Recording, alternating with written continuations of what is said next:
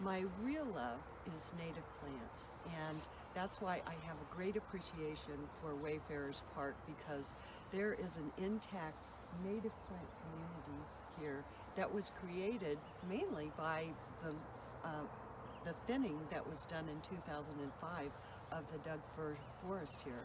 This is a Doug fir 9-bark habitat type, and the thinning of it created the light that has allowed all of the shrub and forb material to take off and grow, and it is very beautiful.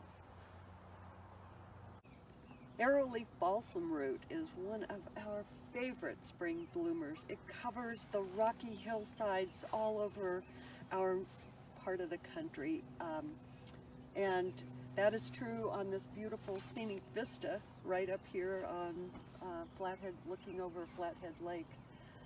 And this is an interesting plant because Lewis and Clark found that the Native American people actually ate all aspects of this plant. The leaves, the stems, they would eat it just raw.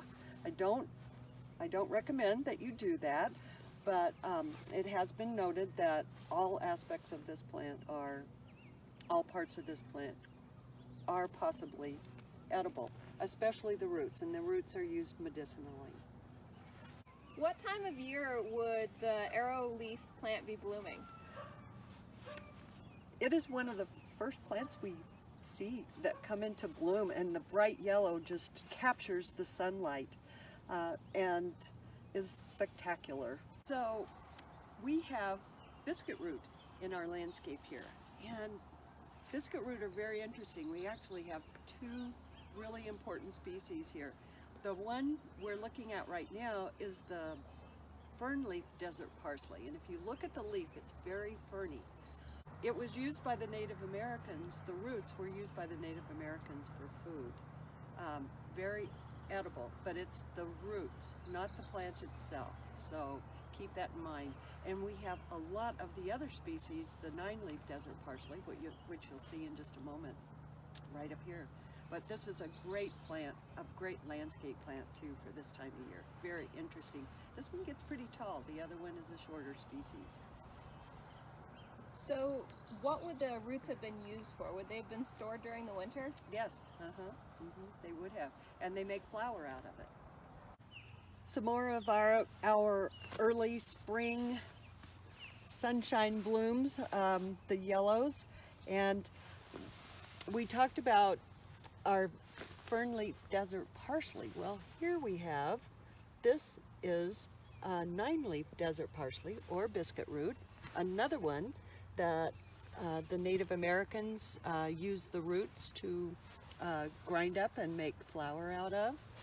So this is our 9-leaf, and I don't know how it got the name 9-leaf or why it's called 9-leaf, and I'm sure there's a reason.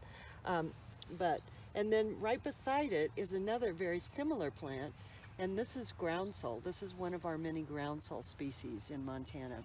All of these are native. Everything we're looking at today is native. So, and this will open up and be a huge bloom on here. All these individual flowers open up. So, two great plants.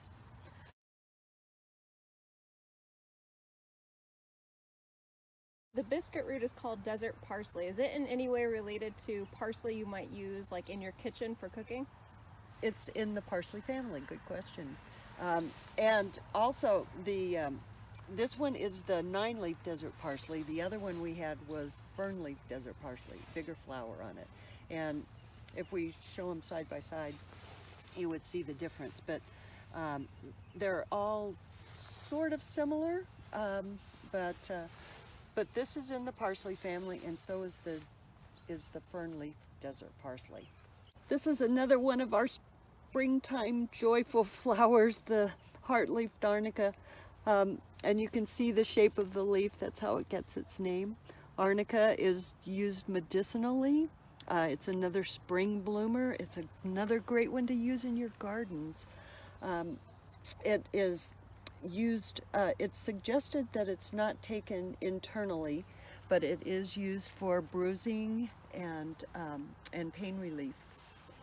So one of our very favorite, and there are many species of arnica in Montana. This is one of our early bloomers. This little meadow by the road, by the trail side, is a perfect example of how beautiful our native landscape, our native plants can be, and how colorful they are. Many people think of our native plants as not being very colorful, but when we see the lupin and we see the biscuit root and the arnica and serviceberry, and all the things that are going to continue to bloom in this landscape. And hopefully we'll be able to show you that as we continue with these videos.